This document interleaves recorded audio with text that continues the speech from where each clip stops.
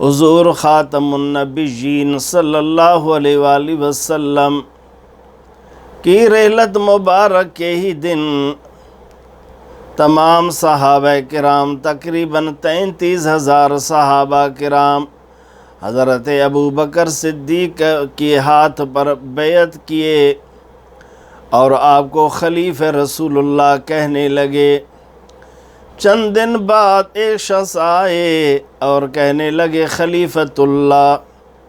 یہ سن کر حضرت ابو بکر صدیق رضی اللہ تعالیٰ عنہ فرمانے لگے لست بخلیفۃ اللہ ولیکن خلیفۃ رسول اللہ وَأَنَا رَادٍ بِذَلِكَ، میں اللہ کا خلیفہ نہیں ہوں، میں رسول اللہ کا خلیفہ ہوں اور میں اس بات پر راضی ہوں کہ مجھے خلیفہ رسول اللہ کہا جائے۔ اس بات کو شیخ جمال نے نقل کیا ہے۔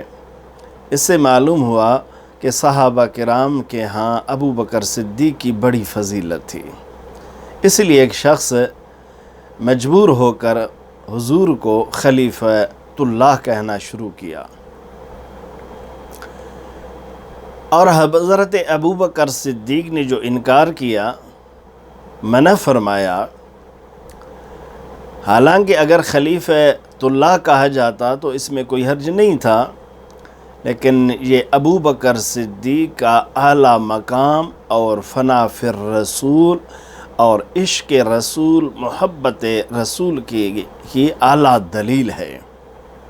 ہمیں سبق ہے کہ جب ہم بیعت کریں شیخ کامل، ڈنڈی پیر نہ ہو، خشک مولوی نہ ہو، اللہ کا کامل ولی جس کا ظاہر باطن قرآن حدیث اہل سنت و جماعت کے مطابق ان کی زندگی ہو، اگر بیعت کریں تو پوری اپنی توجہ اس کے طرف کریں۔